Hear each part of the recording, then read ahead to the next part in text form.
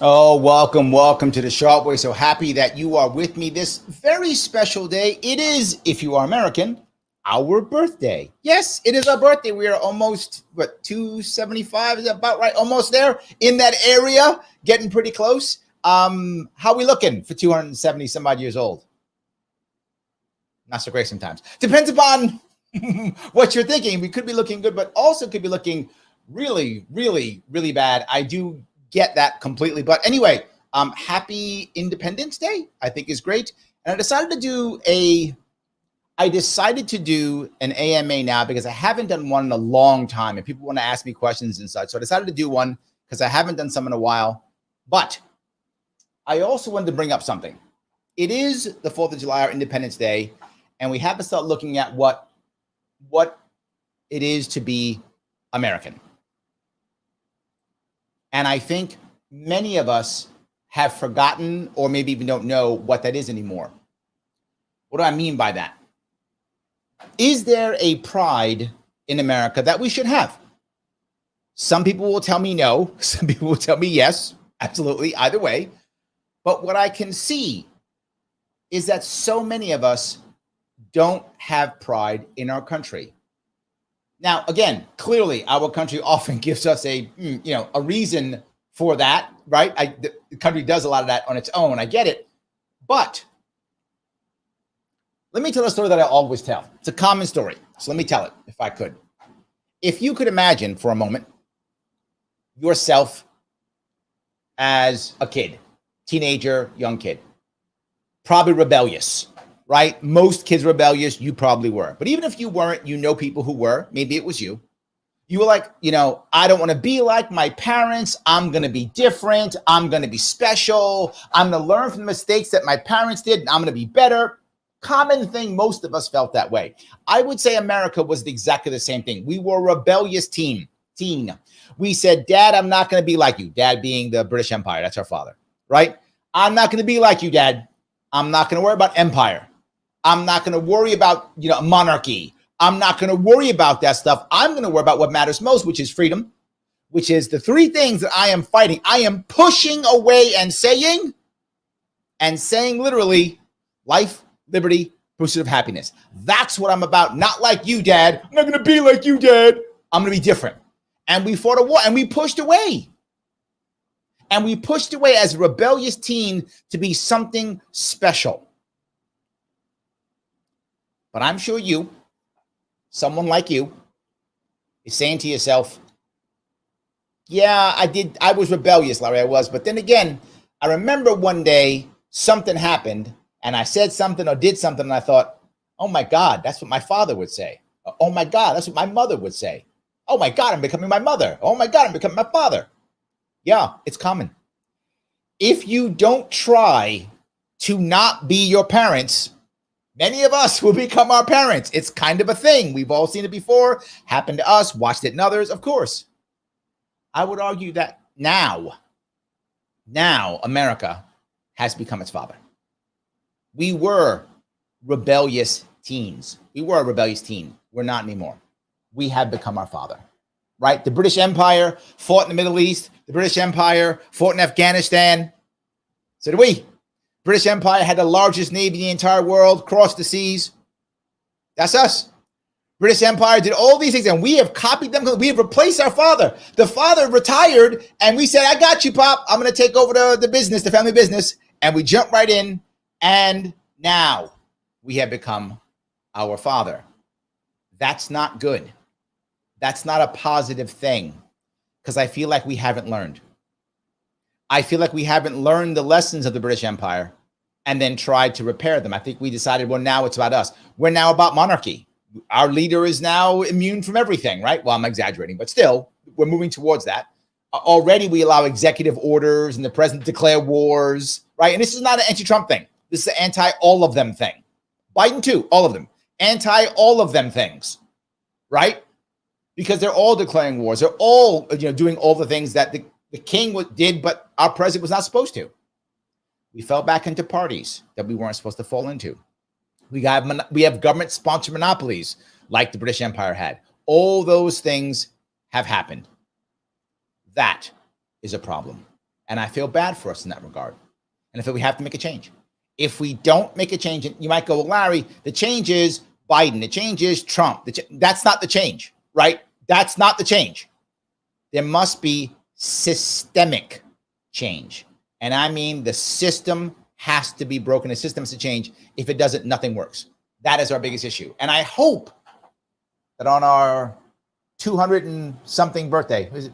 Hold on, 248, is that right?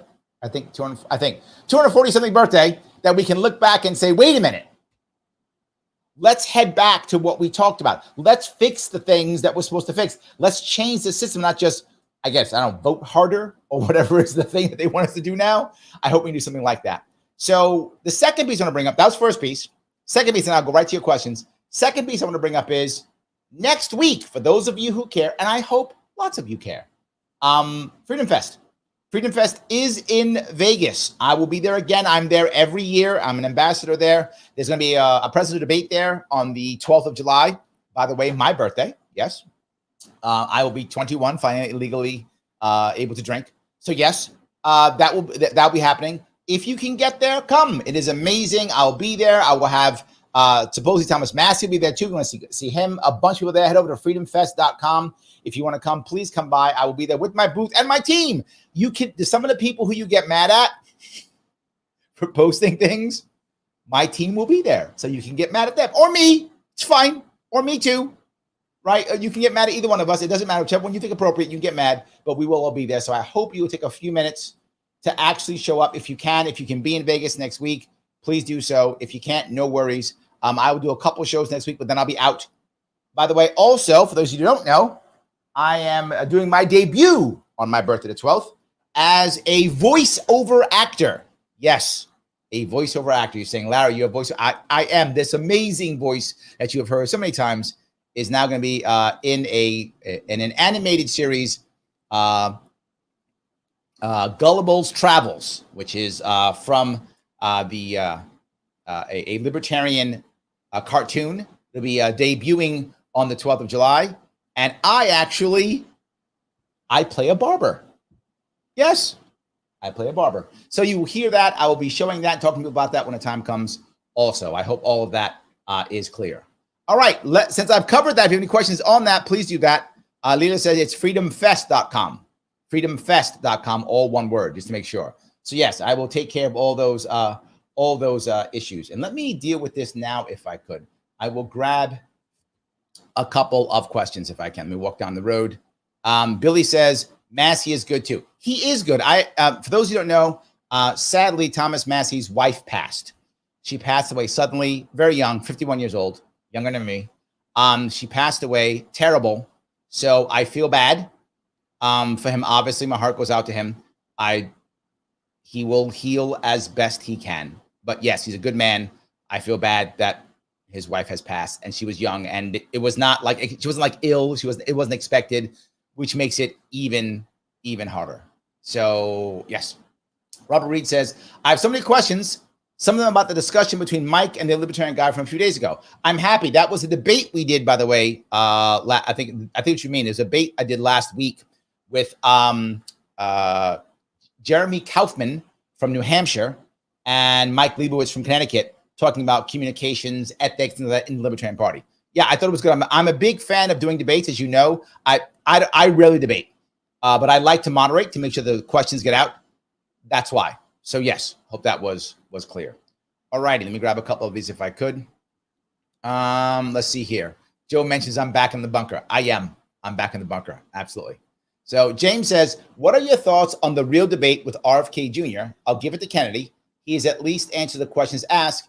I may not have liked the answers, but at least he gave answers. James, I agree with you completely.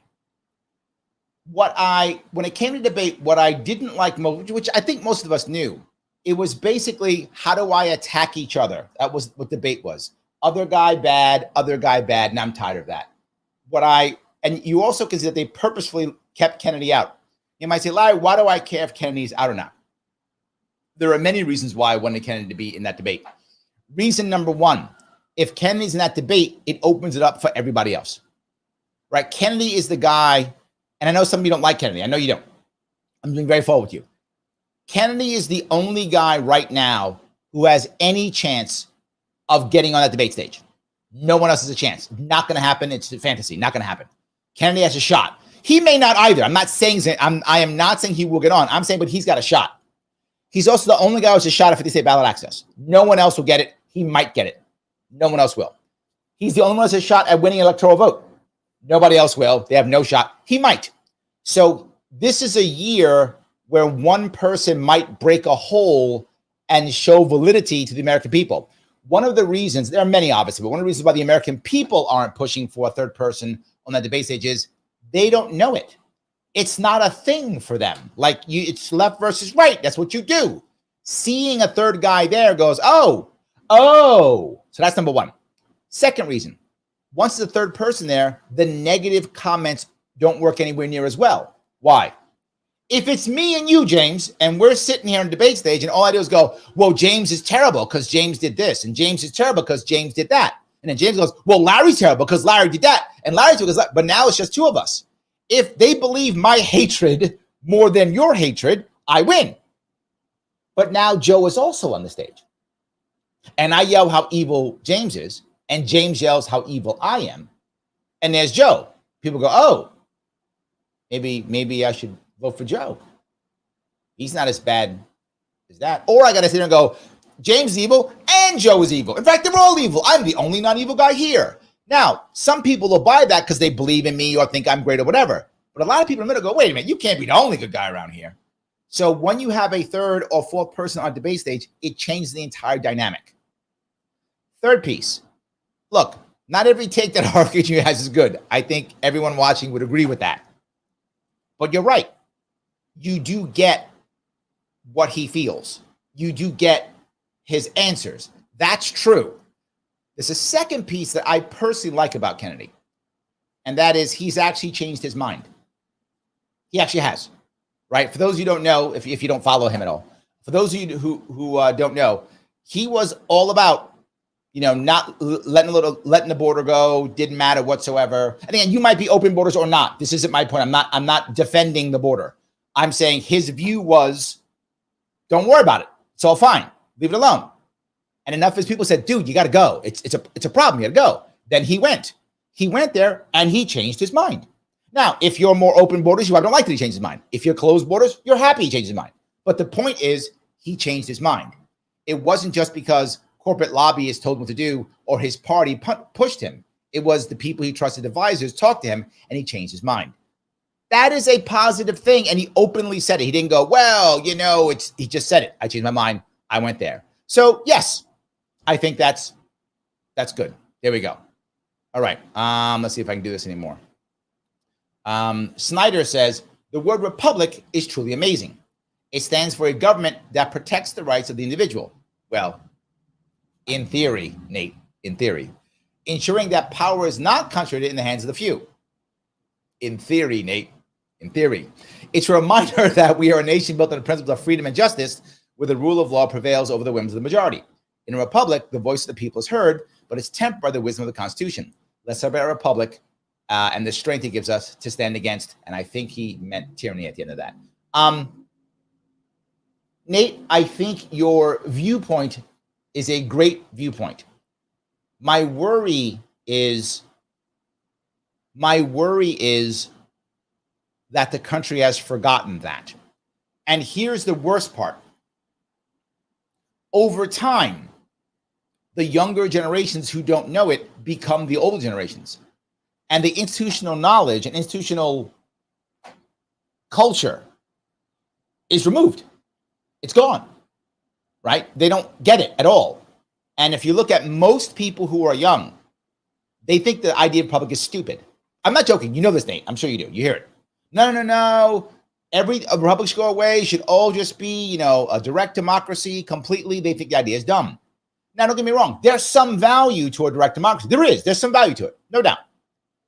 But if you don't have it tempered by a constitution, then it's just mob rule, right? So if you're going to go down that direct democracy route, if you're going to go down that route, you've got to have very strong guardrails. And we don't. We don't, right? If you have very strong guardrails, both written and also culturally, then yeah, you could do it, because then people would never vote certain ways. But now, yeah, I think your point's a valid one, Nate. My worry is I think we may be losing it. That is an issue. So, yeah. Lita says, how do you even interpret RFK Jr.? Lila, I'm not sure what that question means. Meaning who he is? How?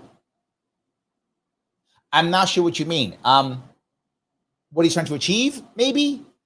If you could ask again and kind of clarify what you mean by that. I'm not really sure what the question is. So, Joe says, hey, Colorado will have AFK joining Trump and Biden on the ballot without Chase, like New York, except LPCO chosen to place Chase on the ballot. LPNY tried. Yes, it's true, right? And for many of us, me included, right? I'm in a spot now.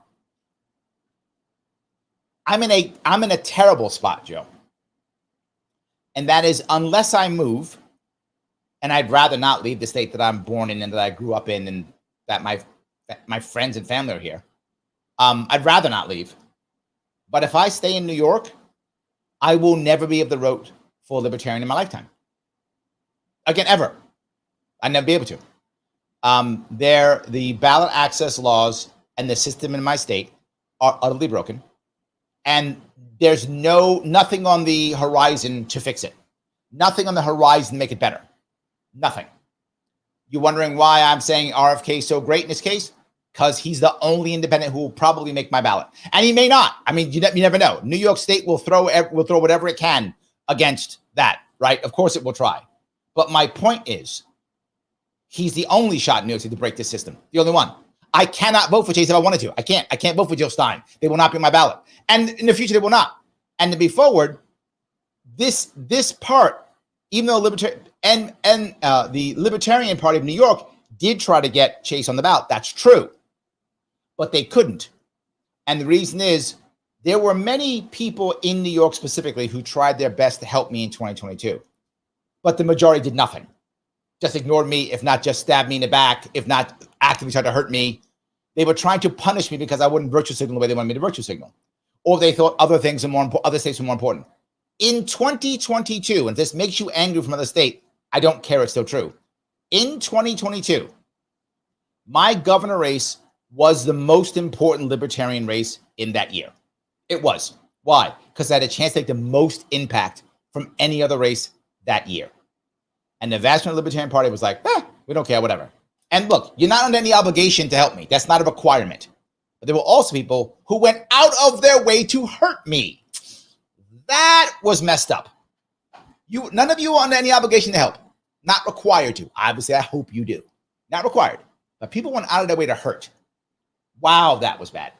And when that happened, that was the last chance to get ballot access in New York State, which I would have gotten. And we would have kept it in perpetuity. If I would have gotten it, New York State would have had ballot access in perpetuity forever. Now, once that happens, now libertarians can start running. How do I know that? That's what happened in 2019 when I got it in 2018. I would have done it again, which means we could have then broken those rules and let the Green Party back on. Now, a lot of you guys aren't green, I get it. But the Green Party has every right to be on the ballot, just like the Libertarian Party does, right? Again, I'm not a Green Party guy. You know I'm not. Doesn't matter. They have a right to be on the ballot as much as we do. We could have fixed those laws. We could have done the right thing. Those days are over. And our system is so broken now, we'll never be on it. There is zero chance of a libertarian gaining ballot access in New York State until the day I drop dead, unless somehow I do it in some future, maybe somehow, I don't know. RFK Jr. is the only shot of at least breaking through and making another party. That's it. So yes, so I understand, and to be fair, it doesn't really matter anyway.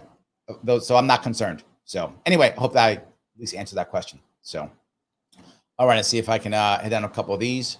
All righty. Robert says, oh, there goes that word that people deny is happening. Systemic. Okay. Systemic is a real thing. However, systemic can also be used as a way of excusing things also. So yes, you're right, Robert. Maybe I should have used that word. It is a system, though. How about institutional change? Is that better? Maybe that's a better word to use. Okay, you're right. Peekaboo, glad you are watching. Here's my AMA. How you doing, Larry? I am bothered. That's how I'm doing. I'm bothered. I'm bothered that this year is not looking good for these elections, that these years are not looking good for a lot of things. I'm bothered that we're not going to change. I'm bothered that we're going to have 4 more years of rot and decay. I am bothered. That's how I am. But I don't stop. Freedom Fest next week. I'm still doing this. Tinkerbell, either I'm stupid or I'm crazy or pig-headed or maybe all three or some combination. Any of those. I don't know. I hope I answer your question at least. So there we go. All right. See if I can grab a couple more of these here. All righty. Yes, freedomfest.com. Thank you for that. I agreed it. Joe says, Larry won a debate against Clint. Wasn't even close. Poll was rigged. Oh, yes, that debate. Yes, there was a debate. For those who don't know, at the Libertarian Party convention. So vice president debate, me and Clint. What people don't realize is they put the voting, what's that thing you do on your phone? The voting scan device, whatever that thing is called. They put that up and people on the internet saw it and the internet voted. And that's how I lost. I won the room, but I lost the internet. So yeah, what are you gonna do? And then of course the talk with Vivek, it was not a debate. It became a podcast. So yeah, we lost yet another, you know, I'll go further now, Joe, you bring this up. We really lost a lot this year. This goes back to Peekaboo. We talk about why am I bothered? We lost the opportunity for ballot access in 2022. I gave the Libertarian Party this year a candidate that was not part of any caucus, that had a plan, a team, and was fully funded. His name was Lars Mapstead. And the party said, oh, no, we don't want that. We want to fight culture war. We got to make sure that we just stop Wreck or Chase because they're the evilest people on the planet, and we got to stop them. We got to keep fighting culture war. They basically did the same thing as the rest of the country's doing with Trump or Biden. We got to stop them. Most important election of our lifetime. We played that stupidity in the LP, and now we're fighting, and Colorado's rebelling, and Montana's rebelling, and blah, blah, blah. And yeah, and again, for those who are paying attention, I warned them of all of this. I told them what would happen literally if they didn't pick Lars, and they laughed at me. And now everything I'm saying is happening. I warned them. I said the fighting will be, my words, legendary. Now, maybe I exaggerate with the legendary piece, but it's really bad infighting. And for those who don't know, we're literally throwing off people off our ballot, our own people off our ballot, and putting other people on the ballot instead. That's happening. I warned them of this. I said this would happen. I got receipts. I told them all. I told them at the convention it would happen. They were like, we're not going to listen to you, Larry. You've only been doing this for 12 years and have been right every single time. We're going to go with our gut because we're right. Okay. Good luck, I guess. What am I going to do? Good luck. So anyway, Pinkaboo says, I don't support RFK Jr., I guess, but we need more voice in that stage for the reasons I definitely support him debating. Yes. Right. And this is, I'm going to say something that will make some of my libertarian friends upset. And I was on a podcast called The Vanguard a couple months back. And one of the reasons why they brought me on is because I had said publicly that if Cornel West was the only independent on my ballot in New York, that I would vote for him. And people are, why would you vote for him? He's a Marxist. He's a leftist. And I said, yes, it's true. Look, I know Cornel West. I've met him before. I did debate with him. I was a moderator, obviously, when he did the debate forum in California. Guy speaks like magic. I mean, his speaking ability is, he's a preacher. He's amazing. But why would I vote for him then if I don't believe in most of his policies? Because to your point, Peekaboo, 2 points. One, he has a right, in my view, to debate, to put his ideas and answers into the public realm, and people should decide if they want them or not. Number one. Number two, I think that if anyone breaks a hole in the system, we all move through it. Right. For those who don't know, when I sued New York State multiple times, I've had Green Party members with me on the lawsuits, because we both know if either of us breaks the system, we both benefit, right? We're the third party with independent parties who have to get on the ballot, who have to get into debates. Breaking the system is key. Then we can fight it out. Howie Hawkins is a Green Party guy. He ran for governor as a Green Party. He ran as a socialist and a Green Party member in 2020. He's a personal friend of mine. We are both Marines. We talked on the phone like 2 months ago. Like, I like the guy. People get mad because there's an internal fight in the Green Party against him and Stein. They fight, and then Stein and Cornel West, or they've got some beef, something, I don't know, some details on that, some beef there too. But look, libertarians, we have it too. We got beefs in our party. Greens got beefs in their party. It's fine. Get them on the debate stage. Pick about you are correct. Thank you for that. I appreciate that. Sam says, do you think the Dems will retire Joe and put Gavin Newsom, nicely done, or Michelle Obama just in time? A couple things. I do believe that there was actual movement and talk for Michelle Obama to be vice president months ago. I have a lot of friends who are consultants in that world, and a couple of them said that some people actually put together an exploratory committee for Michelle Obama for VP a couple of months ago. But that went away. They were like, nope, not going to work, move on. Joe Biden's the guy, and he walked it. But there was, just so you know, there was talk of Michelle Obama exploratory committee as VP, not as a presidential nomination. There actually was some talk there. Gavin Newsom isn't as popular as you like. The glory of Gavin Newsom, for those of you who don't know, is that he is an amazing fighter and debater. He does not mind scrapping at all. Now, obviously, I'm not a supporter. Sam, I agree with you. He's Gavin Newsom, I agree. But the people who will pick him will not be you and I. They'll be Democrats. And Democrats have to worry about something. Their biggest issue, Democratic voters versus Democratic elites. Democratic voters want to beat Trump under any circumstances, and they want a fighter. What Gavin is a fighter. Gavin does not, he'll go in, he'll scrap right there with Trump. He doesn't care. That is his advantage. Disadvantage is he's unpopular. And California's a disaster. However, he's good looking, he's well-spoken, and he is a fighter. So Gavin is not out of this.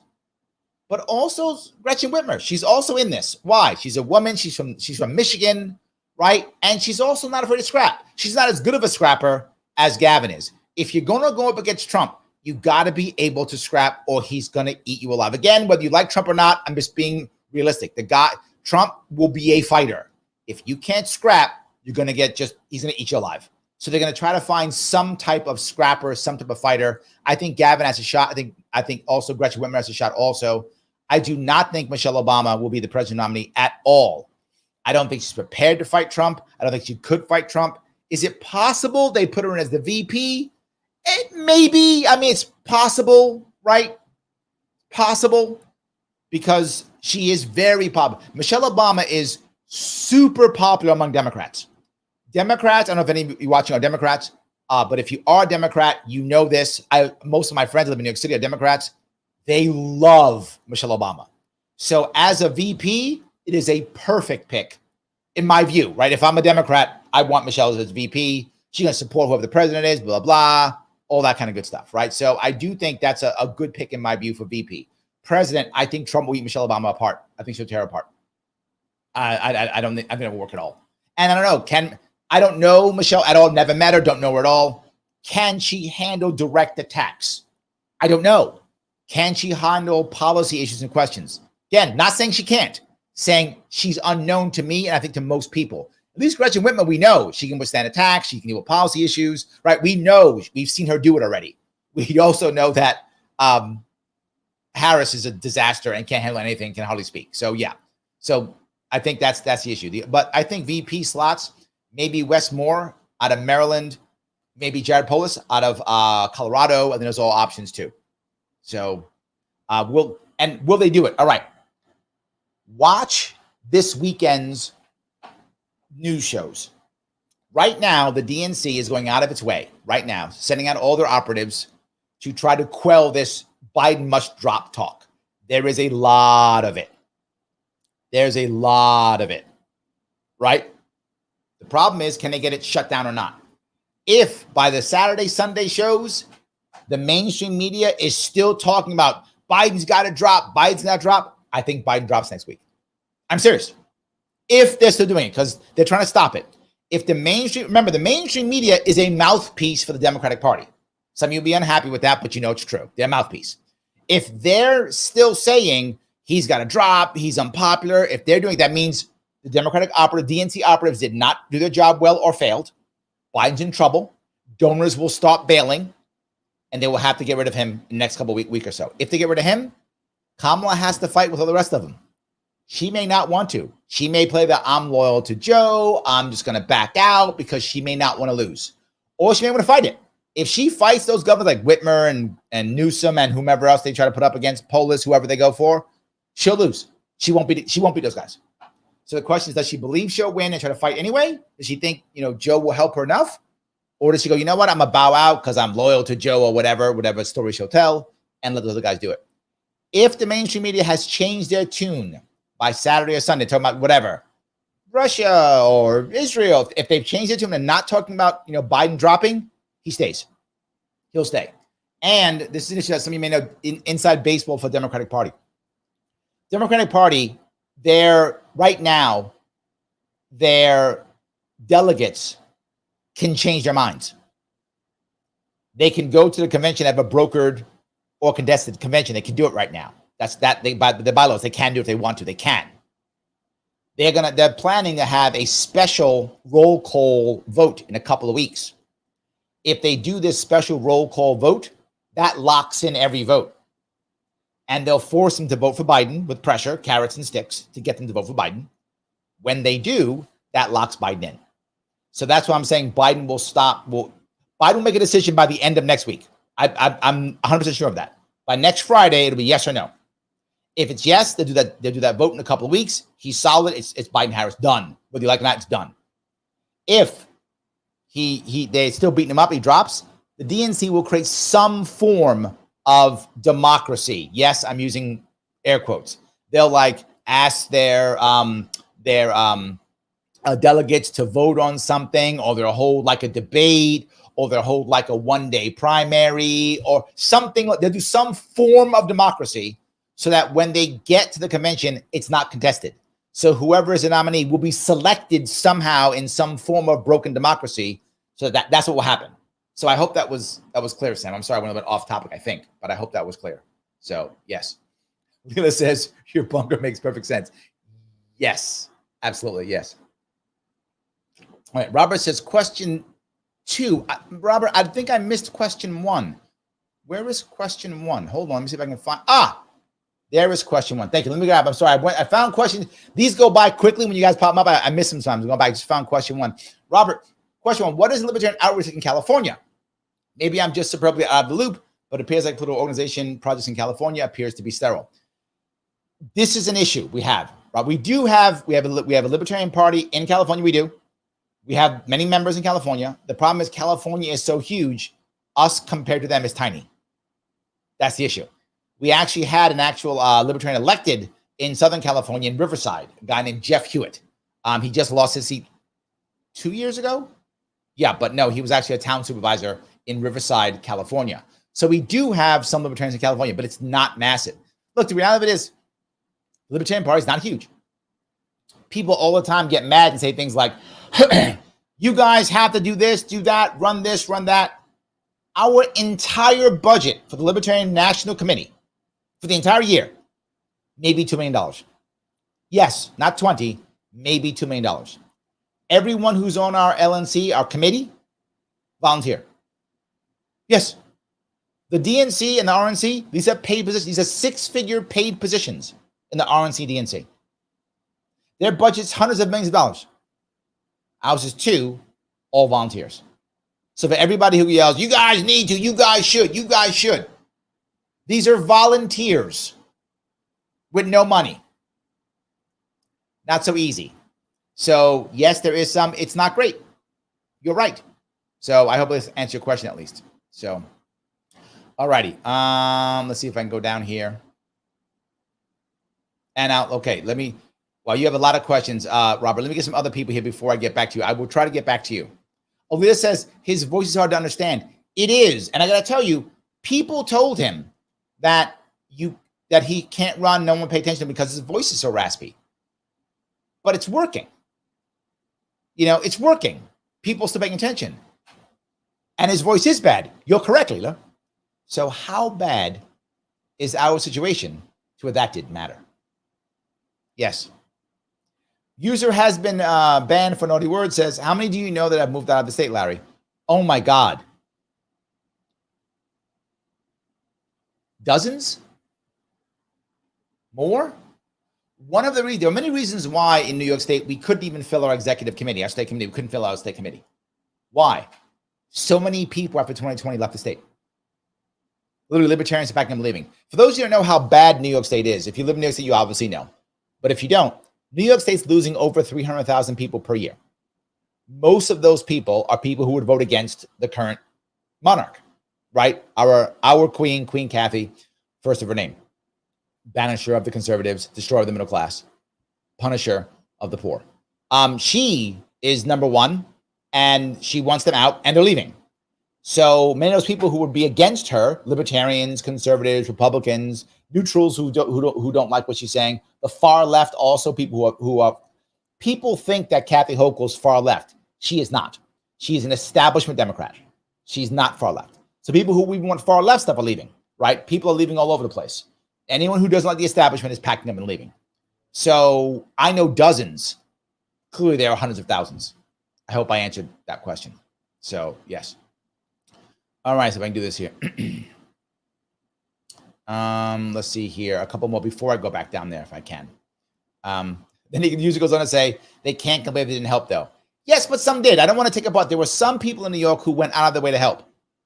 But and some of you don't know this, over half of the state committee members in the Libertarian Party of New York in 2022 provided me with zero help.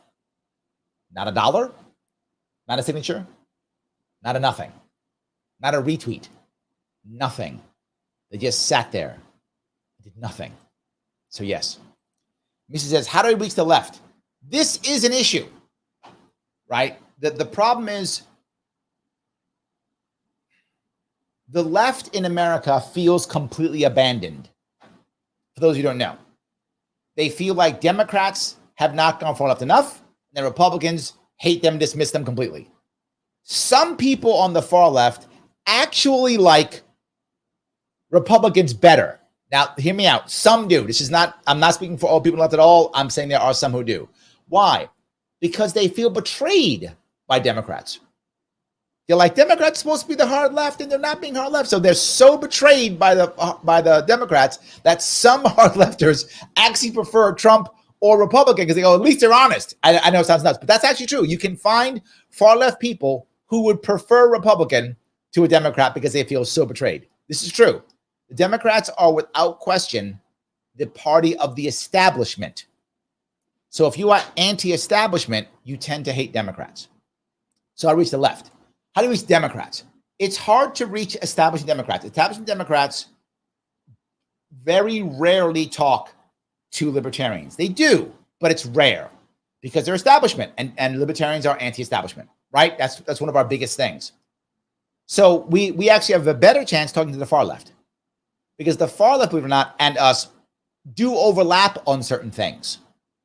What we have to focus on when talking to the left is outcomes, right? Because libertarians and leftists very often want the same outcome. Not always, but very often. We can agree on outcomes.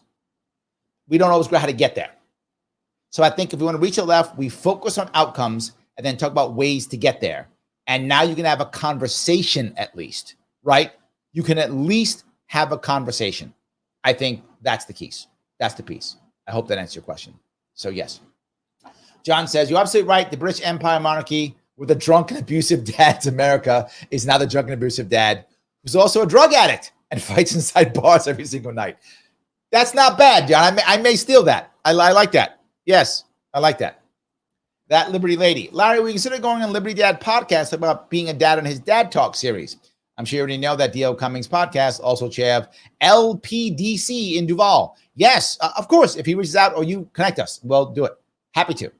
I love D.L. He's great. Anytime, yes, just let me know. Yes. John says, Larry, if RFK achieves ballot acts in New York, can they open doors for us? 100% yes. 100% yes. Yes. Yes. When it comes to New York, if you live in New York State and you're left or right, if you are not establishment, if you like establishment, vote Republican, Democrats, fine. If you live in New York State and you're not establishment, the only person you can vote for is RFK Jr. Assuming he's on the ballot. He's supposed to stay on the ballot. He should be on the ballot. Looks like he will be on the ballot. Only he can.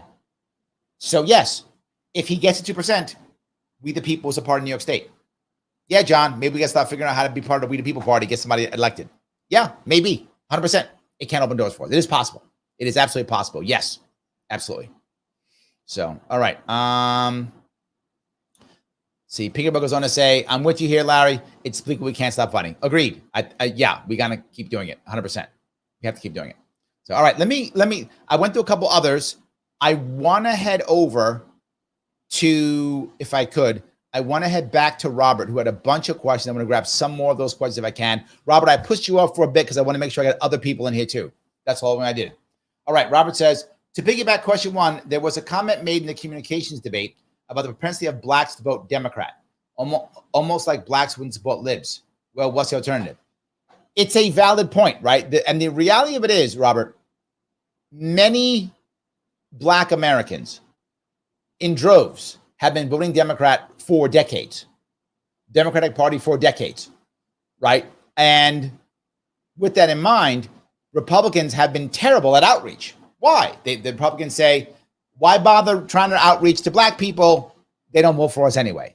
And Democrats, the opposite. Why bother reaching out to them? They vote for us no matter what. And previously, and again, some of you non-Trump supporters, you Trump haters are going to hate this. Prior to Trump, that was always true. They were right, Robert, and being very forward, right? They were right. Republican would try to reach out. Democrats would ignore him. Black people would ignore, and like over 90%, 95%, 80%, some crazy number like that, of black people who voted would vote for Democrats, no matter what Democrats did and no matter what Republicans do. Democrats would show up every 2 or 4 years, say some pacifying garbage, walk away, get all the votes. Republicans would go, why bother? Trump actually didn't care. And for those of you who aren't black, you may not get this. If you are black, you'll get this. Many people who are not black say things to black voters like this. How can you vote for Trump? He's a racist. Get that all the time. He's a racist, blah, blah. Let's be clear. The vast majority of black Americans assume all the presidents are racist. It's not like we think one is less racist than the other. We don't think that. We think they're all racist. So what? You're not telling me I don't know. That's our assumption. And I know it sounds horrible, but I'm giving you some serious inside baseball. And I think if you're black and listening, you'd be like, yeah, Larry's kind of right. It's kind of how we think. They're all racist. Who cares? The question is he going to do something for me? Is he going to do something for me? And when Trump came up saying, I don't care about race at all. And that's what Trump said. He didn't say racist things when it came to black people. He said everything about Mexicans. He didn't say bad things about black people. He said, I don't care. He said, you want jobs? You got jobs. You get the most jobs since I'm here. Done. That's what he basically said. And he kind of walked away. He didn't care. He doesn't care. And black people said, I'll take that. Okay. Sure. That's good. Fine. I'll take that. And that's why, and that's very popular when it comes to men, particularly black men are moving towards Trump in droves. I shouldn't say it's not exactly accurate, Robert. Let me be clearer. Black men are moving away from the Democratic Party. Most of those black men who are moving from the Democratic Party are going Republican, but some aren't. Some are going independent. Some are going other parties. Some are going RFK Jr. Some are going Libertarian. They are. But most of the people who are leaving the Democratic Party, black men, are going Republican. And one of the biggest reasons is that's all they know. This goes back to Pinkerbell's piece. If there's only two people on the debate stage, we think it's always only Republican, Democrat. So if I don't like Joe Biden, I guess I'm going Trump. That's the mindset for most people. They aren't plugged in. They aren't caring. They got their life to worry about. So for most, particularly black men, black women too, but not to the same extent, black men are moving away. They're saying, you don't give me anything. You come in and tell me stories every 2 to 4 years. So I don't like you Democrats anymore. It is our fault, Robert. And when I say our, I mean me as a libertarian. We have not been good at outreach to black Americans. We haven't been. It's true. You're right. I think many black Americans would support libertarians if we were better at outreach, and we're not good. One of our best is a guy named Maj Touré in Philadelphia. He's one of the best that we have. I support him always. He's very controversial. He's very hood, very pro-2A, got in trouble with the police recently, but I don't care. He's my friend. I support him always. He has outreach to the black community better than I can't think of any libertarian who has a better outreach to the black community when it comes to the Libertarian Party. He's the best at it, just the best. We need 400 more of him. 400 more of him. So your point is valid, and I hope I explained it at least well. So I know you had a bunch of questions. All right, let me try to keep going here. I'm going to get through these couple, then I got to go someplace else, Robert. Let me just grab a couple more of these. It's not like black Americans try to court the electorate. Even now with black Americans showing record approval with Democrats, who's the alternative? Agreed. As I said, I think that did answer your question. We have not been that good at it. We just haven't been. It's been an issue. All right, let me last do question 3. What do you think about the black jobs comment by Trump during the debate? I think that's an issue, right? Look, people who I speak to who talk about these issues, you will see them often say things like, I'm not mad at Trump. You know, things were better when he was president. I hear that from black friends. That's a common occurrence when I go to events here in New York City. They go, I'm not mad at him. There was a big one in the Bronx. I missed that one, but my buddy Mike Voss went and he interviewed people. Oh my God. They were like, Trump's great. We had jobs when he was, they loved him. That's all they cared about. And that's the issue. The average American, this would be very for the average Americans in general. We're talking about black Americans, but average Americans, they just look at when were things better. That's it. That's simple. They're not diving deeper. There aren't. Black community too. Black community has been beat up for decades. So they're like, well, it's better under him, so fine. So yes, your point is we need to be able to reach out better, and we have not. So that is our fault. We should be better at it. I hope I answered all your questions. I went through a bunch of them. I hope I got them all. All right. Oh my God, Rob, you have another one? You have a lot of questions, Robert. Jesus Christ. All right. These are let me go to Lila real fast. I'll come back. All right. Lila says, Governor Gavin is a scrappy fighter. 100%. Right. Again, I am not a Newsom fan at all, but I'm just being forward. He really is. He does not mind fighting at all. He will fight all the way through. Kim says, when Biden gets taken out of race, how sad that all these states had Democratic primaries. What a waste of money. And here's the biggest piece, Kim. Federal judges have said more than once that they have no power over these parties because they're private organizations, right? Private organizations. Okay, I'll buy that, Kim. They're private organizations. They're right. They have no obligation to provide a free or fair election. Not required. They can do what they want. They're private organizations. It's true. But then if that's true, why do we pay for their primaries? We do. Taxpayers pay for the primaries. And if you live in a state like New York, in New York, it's 3-1 Democrat to Republican in New York State. It's 6-1 Democrat to Republican in New York City. So if you're not a member of the Democratic Party, generally speaking, you have no say in your government. None. None. But you have to pay for the primaries. Isn't that taxation without representation? Something that we fought against our dad against and now have done ourselves? Yes, another example of us becoming our father. You're right. We pay for private organizations. We pay for their primaries. But in New York State, there's no open primaries. So I pay for the primary, but I can't vote in it. And in my specific case, which I know some of you are in a similar situation, whether it's Democrat or Republican, my city representative, my state representative, and my federal representative are all Democrats and members of the DSA. I am not a Democrat. I'm not registered as a Democrat. I'm not a Democrat. I don't get to vote for any of them. I have no say in my government. Let me say it again. I have no say in my government. And what about democracy? I don't have that. And I know lots of people. In fact, now with this new presidential election, most of us voting will have no say. Biden's going to win New York. Doesn't matter what I vote. You live in New York, doesn't matter. Biden wins. Who cares if you vote? Your vote's irrelevant. My vote's irrelevant if you live in New York State. If you live in most states, your vote is irrelevant. If you live in Oklahoma, your vote's irrelevant. Trump's going to win that state. Doesn't matter what you do. Show up, don't show up, whatever. Show up early, yell and scream, write your congressperson. Does not matter. Your vote is irrelevant. That's where we are now. So yes, I went further, Kim. You said one thing. I went further. Absolutely. So, all right. Joe says RFK Jr. for the DNC. This is a thought process, Joe. People are asking about that. I've seen this more than once. The reality of it is the DNC does not want RFK Jr. Remember, the Democratic Party specifically and the old Republican Party, since Trump, the Republican Party has changed a bit. It's not still is, but not as establishment as it once was. The Bush Republican Party was total establishment. Democratic Party has been establishment for decades, since Kennedy's. Been establishment since Kennedy's. So it's been establishment. The Republican Party also has been establishment, but since Trump has been less establishment than it has been in the past, a little bit less. So the last thing the DNC wants is RFK Jr. He actually fights the establishment. He fights the three other agencies. He shows disrespect for them. Can't have that. That's how they make their money. That's how they make their grift. So the DNC would actually rather have Trump win than RFK Jr. If RFK Jr. wins, the grift goes away.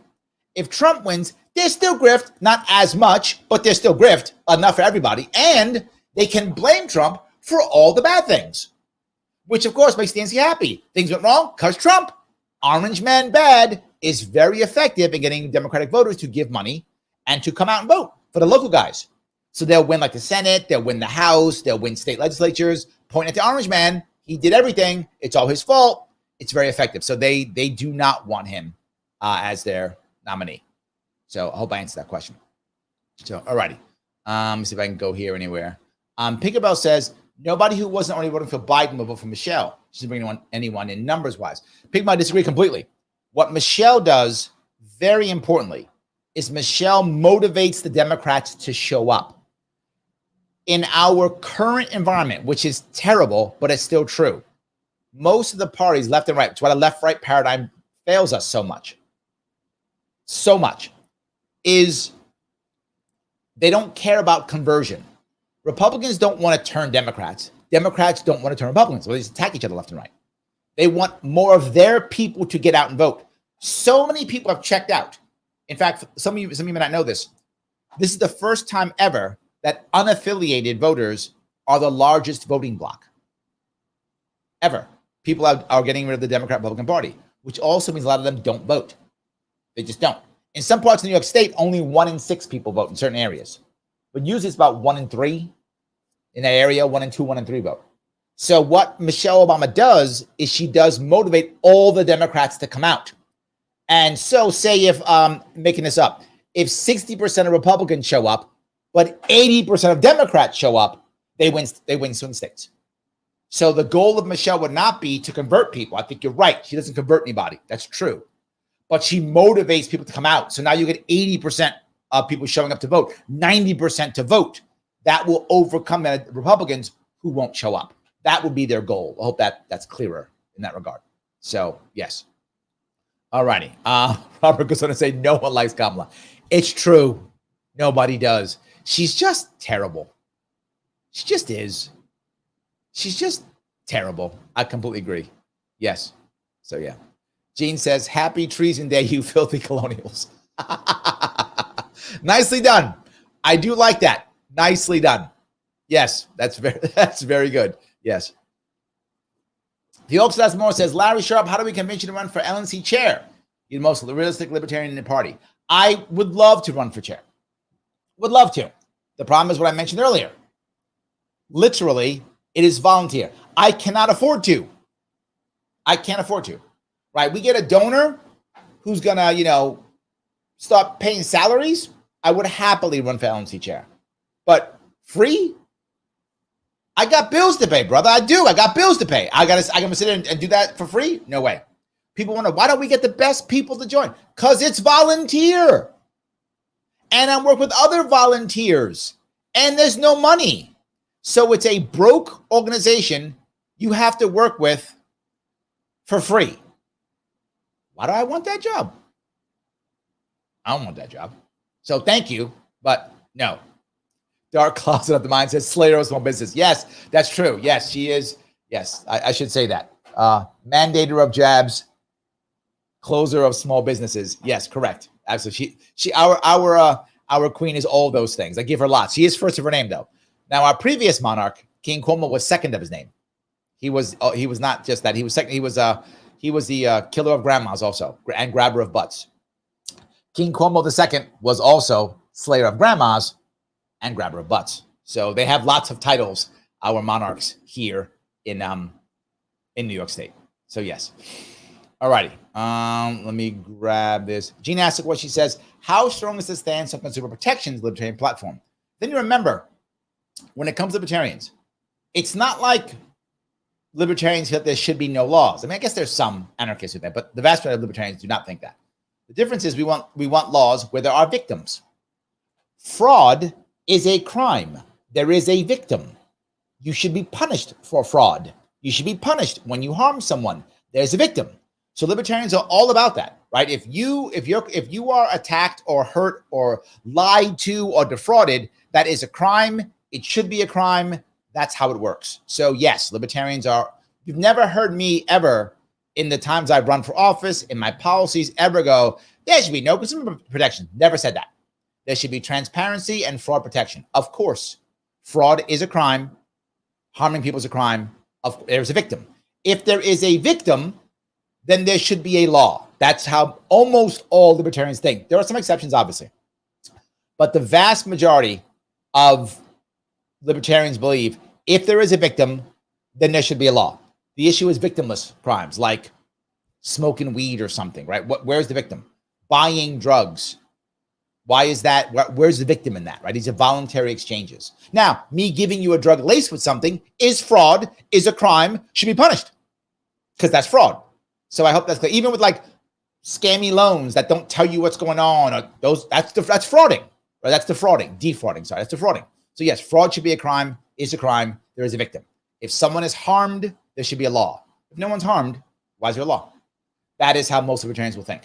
I hope that was clear. All righty. Grab some of these I can. All righty.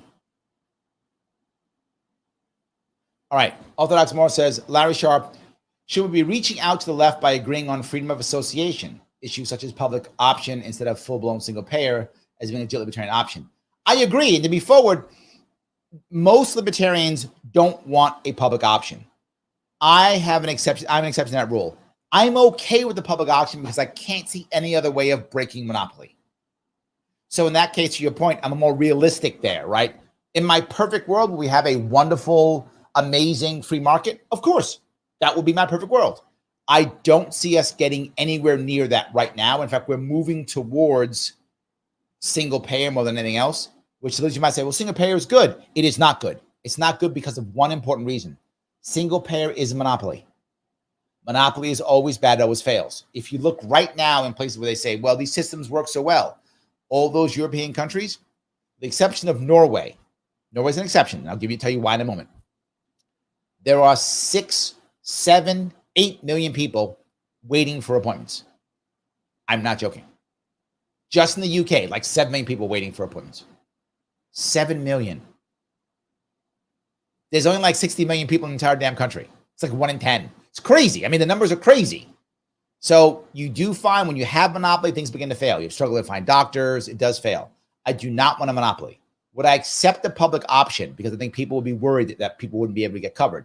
Yes, I would accept it. I would. I think it is not a bad idea to accept to get to the next spot. But if we just go single payer, here's the other problem to realize. And those of you who've seen the dichotomy will know this already. I see it in New York City, and those of you who live in these areas like I live in will understand this. There is already a two-tiered model. What do I mean by that? People who are wealthy versus people who are not wealthy. Wealthy people don't go to Medicare, Medicaid doctors who take insurance. The best doctors in New York, I'm talking about New York City. This may not be true where you are yet. It will be eventually, but it may not be where you are yet. Where I am now, this is the center. New York City is the center of the world. Ask us, we'll tell you that. So if you're a great doctor, you don't take insurance. I'm not joking. You don't take it. So what happens? People who are wealthy have Cadillac plans. What Cadillac plans means is they will reimburse you a certain percentage from doctors. So you go to your doctor who does not take insurance. The doctor gives you a receipt. Take that receipt, give it to your insurance company, and your insurance company reimburses you X percent of that, whatever, 10%, 5%, 50%, whatever, depending on your plan. But you don't have to worry about anything else. You walk in, swipe your credit card, give them a check, you take your money. People who aren't wealthy can't do that. They don't have the cash, right? It's $300, $400 for a doctor's appointment sometimes. Sometimes only $200, depends on where you go. But a lot of people who aren't wealthy can't afford that, so they go to insurance. Here's how insurance works. I call up my doctor saying I want an appointment because I'm sick. They go, great, 3 Thursdays from next Thursday. You all see that, hard to get an appointment. You get your appointment at 3 o'clock. You show up at 2:45. You get seen at 4:45. When you get seen, they see you for 5 minutes, and it always ends with a procedure, a test, or a prescription. Every time, no matter what you have.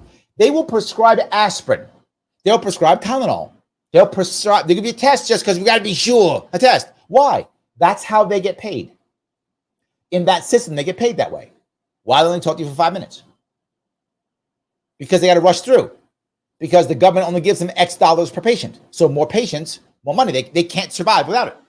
If you also notice, a whole bunch of doctors' offices are being bought up by massive conglomerates. Why? They can't survive on what the government pays them. I'm not joking. That's true. Not just that. You walk in there, the office, there's 2 doctors and 4 administrators. They are more worried about photocopying your issue, you filling out the form, than anything else. That's number one thing. Why? In that system, you are not the customer. The government or the insurance company is the customer. You're in the way. You're an annoyance. I'm not joking. See how you're treated. The rooms you sit in. Sometimes they don't even have enough chairs for you. I know, I've been in them. Magazines are old. They're already magazines. They don't treat you nicely. Signs aren't clear. Doesn't matter. You're in the way. You're in the way. The customer is the government or the insurance company. Now, go to a private doctor. I go to private doctors too. I'm very clear. I do it too. Go to a private doctor. $200 maybe. $150, $300. Where you go, what are you doing? You call them up for an appointment. They go, come in today. They're a private doctor. They say come in today. You don't got to wait months, weeks for your appointment. If you haven't had private doctors, you don't know what I'm talking about. If you have, you know what I'm talking about. And you show up for your appointment at 3. You get seen maybe 3:05. I'm not joking. Why? You're the customer.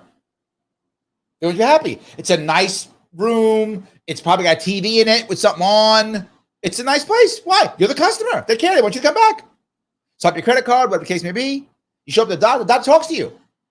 Maybe 15, 20 minutes. Ask things like, hey, how you eating? How you sleeping? What's your stress level? He asks questions. She asks questions about things. She cares about you. Why? You're the customer. It doesn't always end with a prescription or a test or, a procedure. It doesn't. Or prescription. That doesn't do that. Why? Doctor got paid already. You paid the doctor. You swiped your credit card. They got paid. They're not here to service you. You're the customer. I would like more of that. I want more people to have that kind of service. Not more people to have service. This is what I call the at least mindset, and it's very harmful for Americans. Well, at least I got some coverage. The rich don't think that. Every time you hear somebody say Medicare for all and they're wealthy, they don't mean Medicare for all. What they mean is Medicare for y'all, not all. They're keeping their private doctors. They want you all to have that Medicare stuff. They want you all poors is how they think. You poors have that Medicaid for all. You have that Medicare for all. You guys can wait months for your stuff and whatever and you have that. We're going to keep our private doctors. That's and I know that was kind of long, but yes, good libertarians want everyone to have good service. I do too. And all my policies have been about letting more people have better service. Not more people have terrible service, because the wealthy will always have good service because they're wealthy. That's how it works. You can be mad at it all you want. That's how it works. So yes, I hope that was clear. So Craig asks, also, what methods can we use to reach Republicans who aren't happy with the current Republican Party? This becomes tough too, right? Republicans come to libertarians faster than Democrats. However, they also leave faster.